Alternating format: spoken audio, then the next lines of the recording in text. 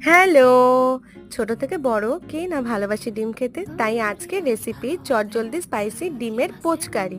প্রথমে কড়াইতে তেল দিয়ে একটা একটা করে ডিমগুলোকে ফাটিয়ে তাতে একটু নুন আর গোলমরিচের গুঁড়ো দিয়ে পোচ বানিয়ে তুলে নিতে হবে।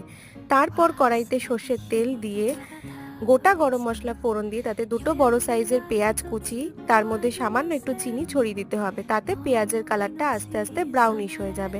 পেঁয়াজটা একটু ফ্রাই হয়ে এলে তাতে 2 চামচ আদা রসুন কাঁচা লঙ্কার পেস্ট দিয়ে তার মধ্যে হলুদ গুঁড়ো, ধনে গুঁড়ো, কাশ্মীরি রেড চিলি পাউডার, জিরে গুঁড়ো দিয়ে ভালো করে কষিয়ে দুটো টমেটো কুচি দিয়ে তাতে নুন দিয়ে ঢাকা দিলে টমেটোগুলো একটু মজে আসবে। তারপর ভালো করে নেড়েচেড়ে কষিয়ে জল দিয়ে তাতে একটু ভাজা মশলার গুঁড়ো, গরম মশলার গুঁড়ো মিক্সড করে ডিমের পোচগুলো দিয়ে তার উপর ধনেপাতা কুচি দিয়ে ঢাকা দিয়ে কিছুক্ষণ রেখে দিলেই রেডি।